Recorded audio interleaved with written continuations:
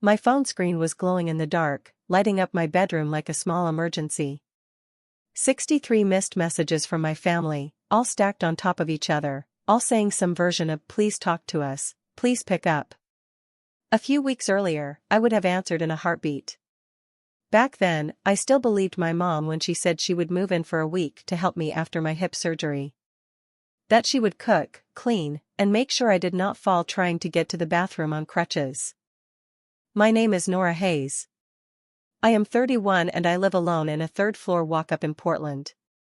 I went into surgery thinking at least I would not have to go through recovery alone. Instead, 2 days after I came home, I found out my mom had packed her ski jacket and left town. When I called my sister, I could hear music and laughter in the background, the wind rushing past an open car window. She did not even lower her voice when she said, "Don't guilt-trip me. We are here to relax. Not to serve you." I stared at my pill bottles on the top shelf, at the empty fridge, at my swollen leg. And something in me just snapped. So I smiled through my teeth and told her, "Thanks for showing me who you really are." She laughed like I was being dramatic and hung up. That was the last normal conversation my family ever had with me.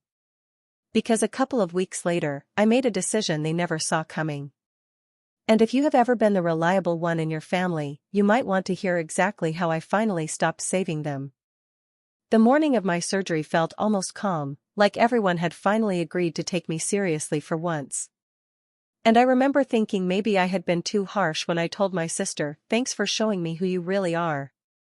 My mom drove me to the hospital, fussing over my bag, my paperwork, my phone charger, telling every nurse who walked by that she was staying with me and that she would be moving into my apartment for at least a week after I was discharged. My dad, Mark, showed up with coffee, kissed my forehead, and said we would all get through this together. My sister, whose name is Tessa, swept in late with her husband Evan, holding a to-go latte and her phone up for a quick selfie. Something like visiting my brave little sis before hip surgery, and then she was gone before they even rolled me into the operating room. When I woke up, groggy and dizzy and feeling like my hip had been replaced with a brick, my mom was sitting in the chair next to my bed, scrolling through her phone and telling me not to worry that she had everything under control at home. She told me she had already made a shared Google Calendar for my meds, my physical therapy exercises, and even my meals. And she kept repeating that she would be staying in my place so I would not have to do this alone.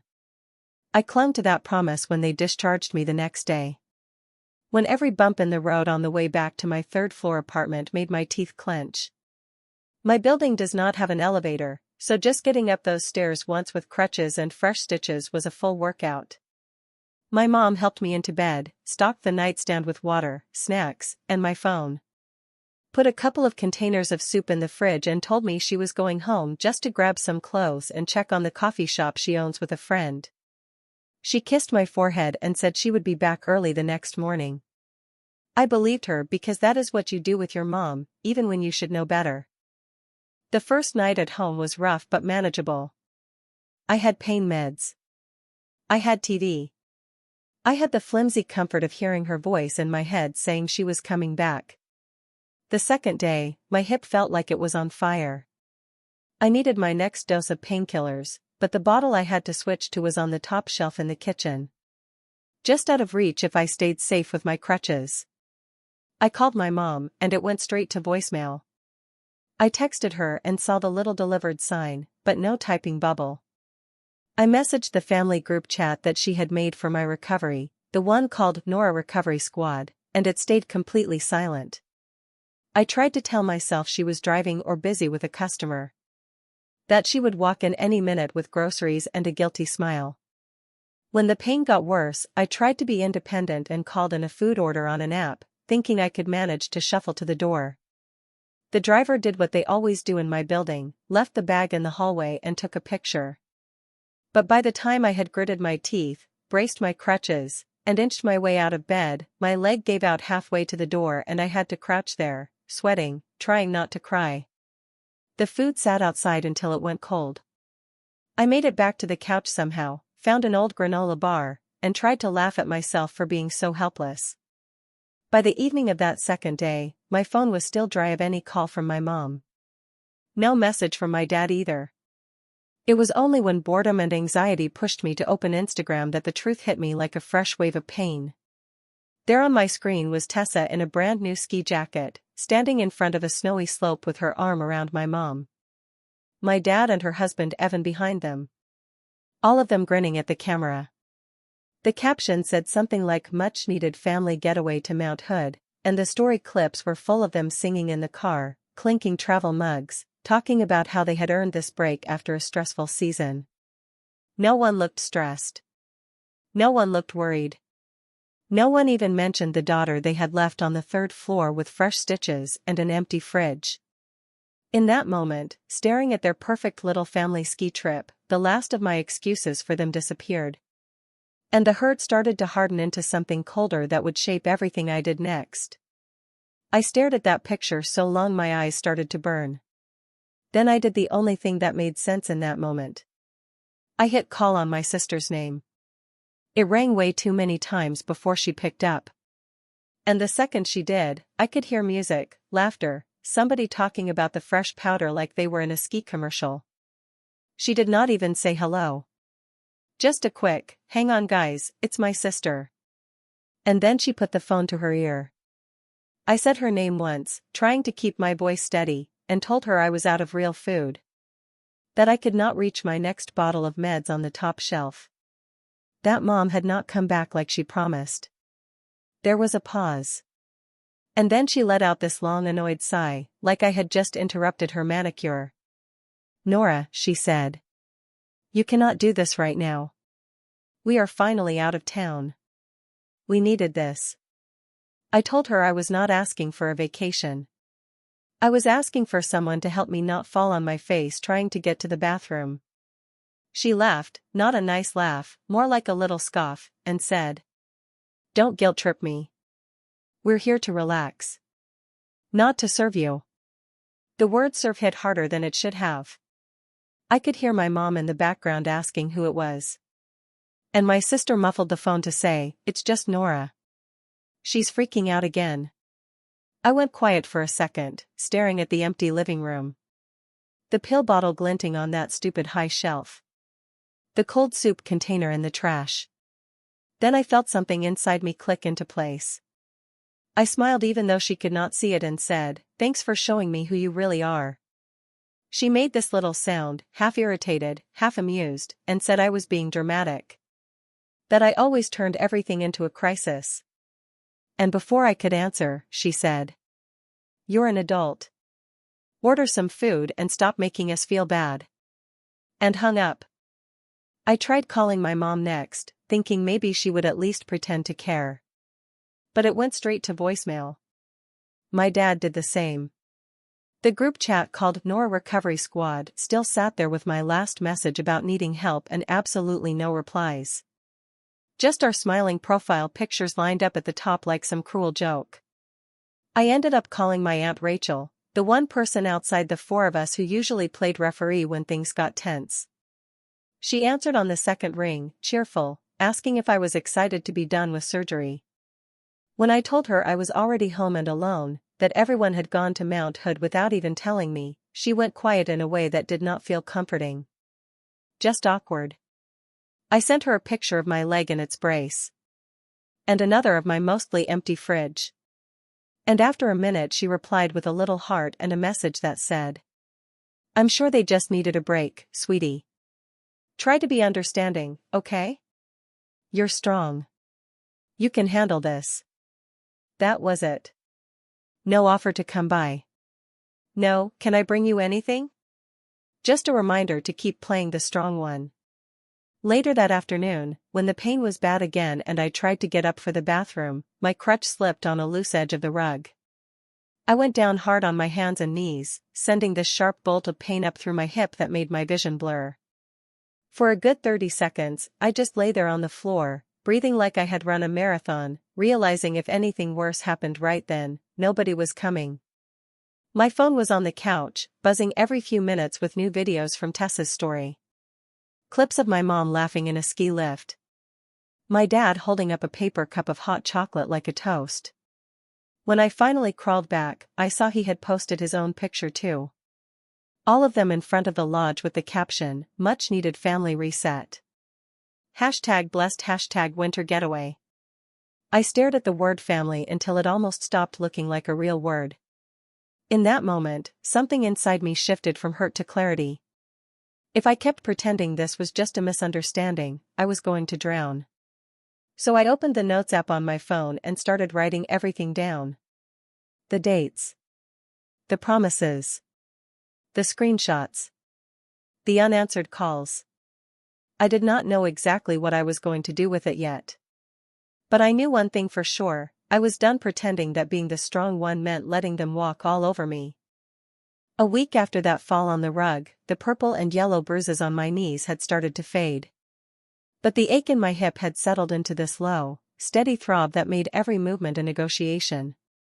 Nights were the worst. The pain would wake me up around 3 o'clock in the morning, and the apartment would be so quiet that I could hear the hum of the fridge and the traffic far below my windows. That was when my brain liked to rewind everything and hit replay.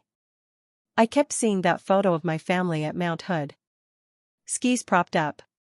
My mom's arm around my sister. My dad grinning like some ad for wholesome winter memories. And it made my chest tighten in a way the pain meds could not touch. At first, I just wrote about it to stay sane. I had a note on my phone titled "Things I Don't Want to Forget," and I filled it with small, stupid details. The timestamp on the selfie my sister took at the hospital versus the timestamp on the first ski trip photo.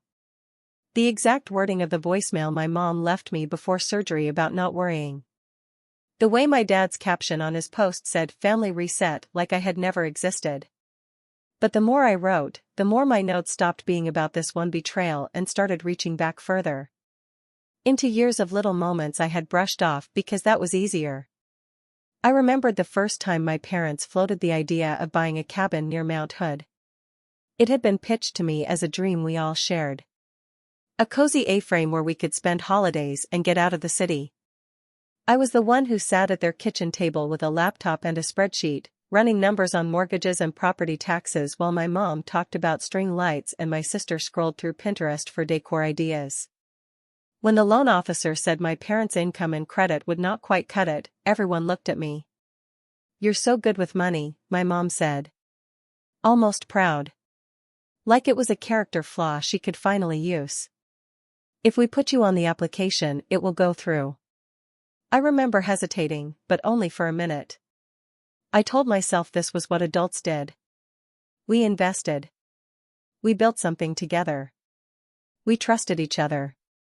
The cabin became another project I managed behind the scenes. I set up the autopay for the mortgage, arranged the insurance, put the internet and utilities on my card because, as my dad reminded me whenever it came up, I understood all that tech stuff better than he did. They would send me money when they remembered. And I would patch over whatever was missing, telling myself it would even out. It never really did. The same thing had happened with my sister's business. When she decided to turn her home decor hobby into a full online shop, I was the one who stayed up late building her a basic inventory system, connecting her payment processor, and organizing a year's worth of crumpled receipts into something the IRS would accept. She called me her secret weapon, her genius, her back office. And I laughed and let it feel like a compliment instead of a warning.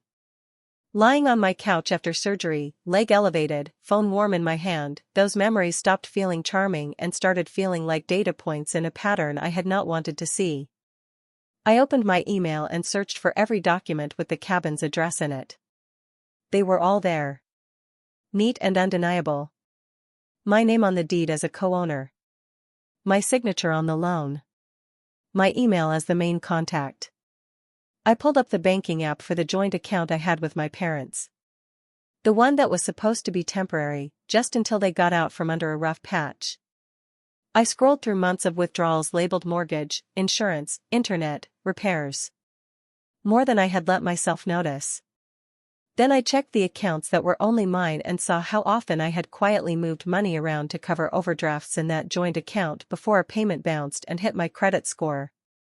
My hands started to shake.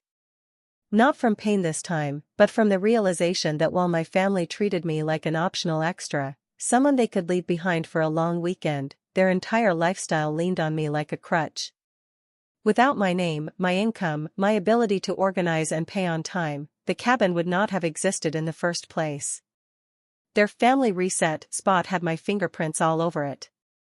Once I saw it, I could not unsee it. I thought about the night, a couple of years ago, when my parents called me panicked because the electric company was threatening shutoff. I had dropped everything, driven over, and spent hours on the phone arranging a payment plan. Then covered the first payment on my own card because my mom was in tears and my dad was furious with himself. Nobody forced me. I had wanted to help. But they never acted like they owed me anything for that. It was just absorbed into the story of Nora the responsible one. Nora the fixer. That story had been flattering when I was younger. Now it felt like a trap. The anger that came with that realization could have easily turned into some dramatic revenge fantasy. Me marching into their house screaming about betrayals, throwing around words like disown and ungrateful. But screaming had never been my style. And if I was honest, I did not want to blow up my life.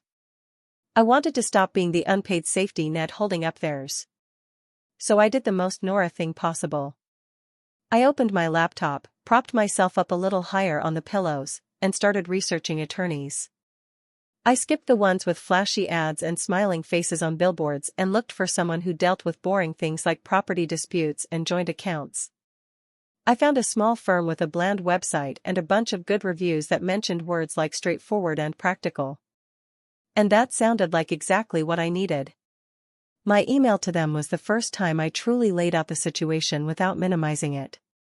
I introduced myself, explained I was recovering from hip surgery, that my immediate family had left town for a ski trip without arranging any care, that I was on several joint accounts and owned a share of a vacation property where I no longer felt safe or welcome.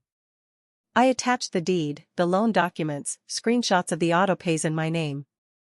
And I wrote, I want to know what my options are to remove myself from any shared financial responsibility while taking only what is legally mine. Hitting send felt strangely more intimate than any of the desperate texts I had sent to my family in those first days. I was finally asking a question I knew they would never answer honestly: am I allowed to stop carrying this? While I waited for a reply, life around the edges of all this mess quietly kept going. Mr. Lopez, my downstairs neighbor, knocked on my door every evening like clockwork to bring up my mail and see if I needed anything from the corner store.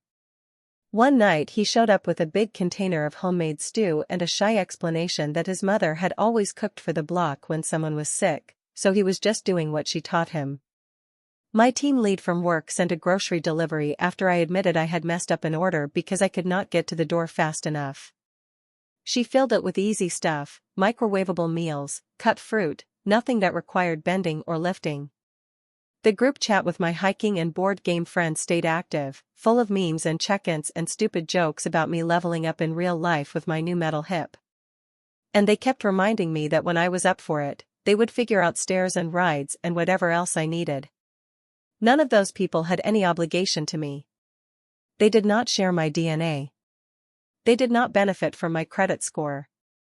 That contrast made my family's silence feel even louder. A couple of days later, the attorney wrote back. His email was calm, almost dry, and exactly what I hoped for.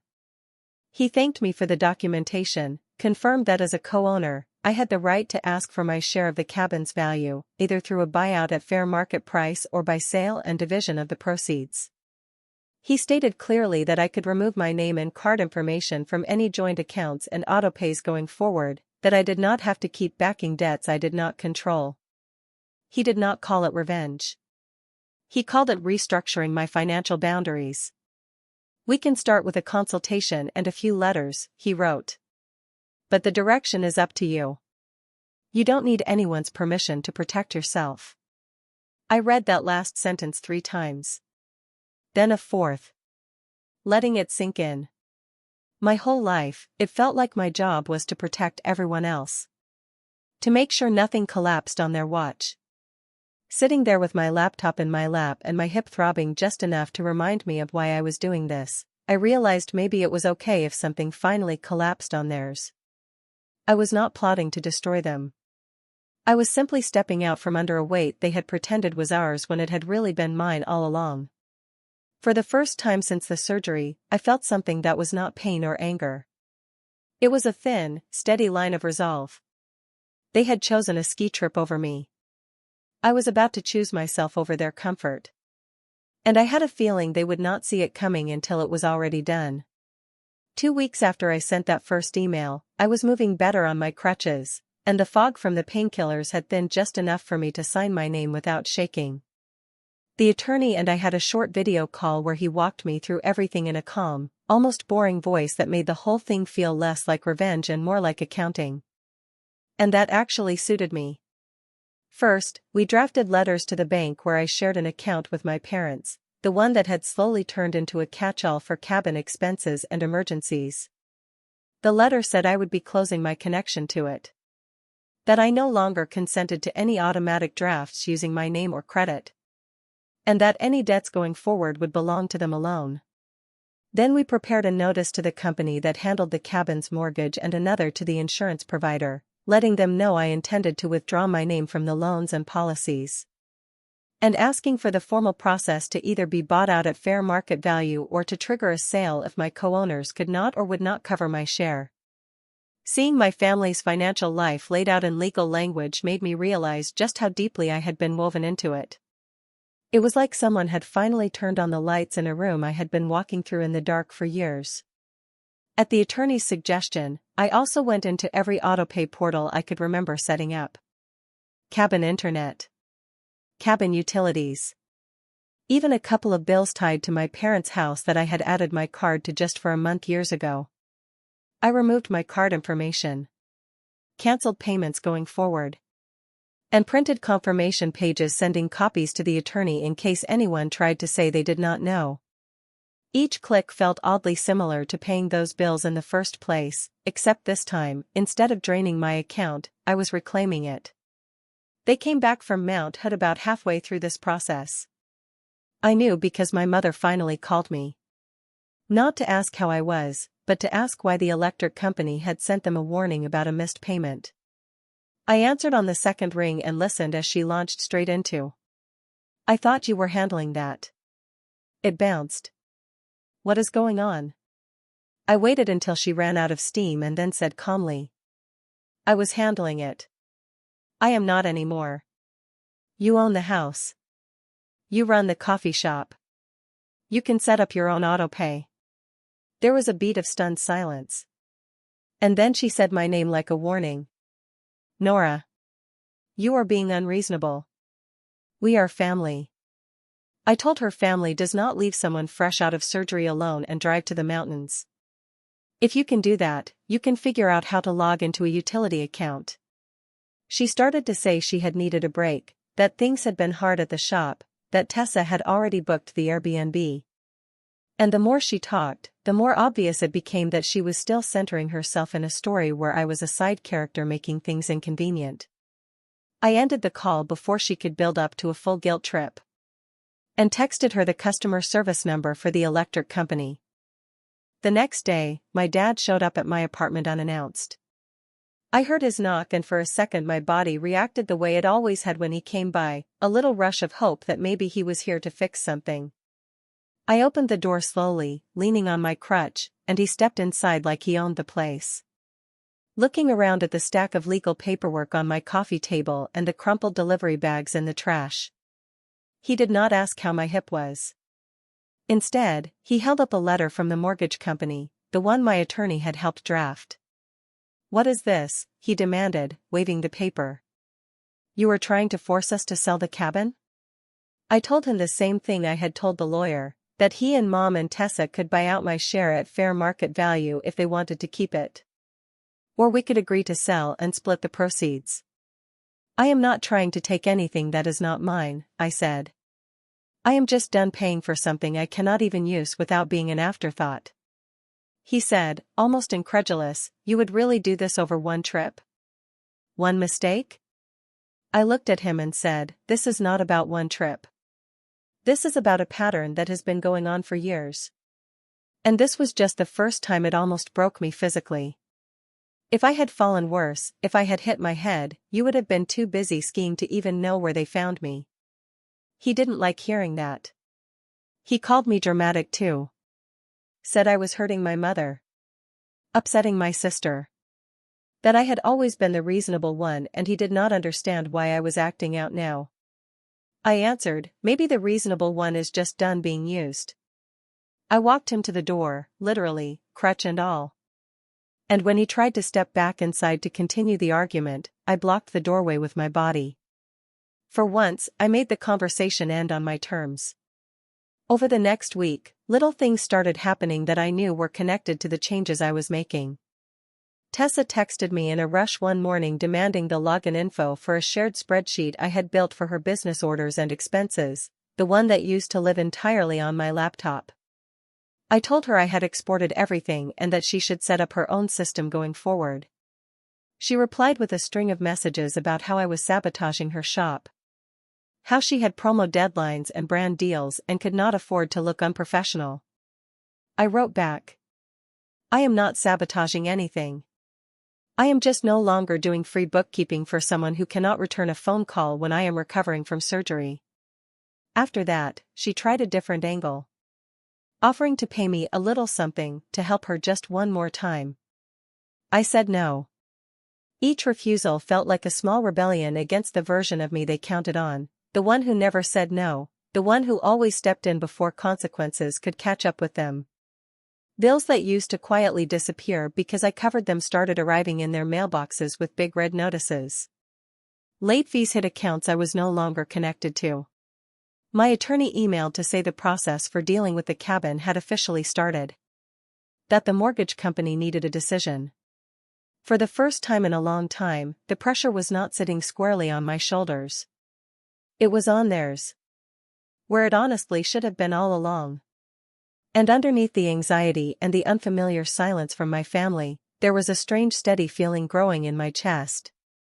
It was not revenge in the movie sense. No dramatic reveal. No gasps. It was more like finally stepping out from under a load you did not realize you had been carrying your entire adult life.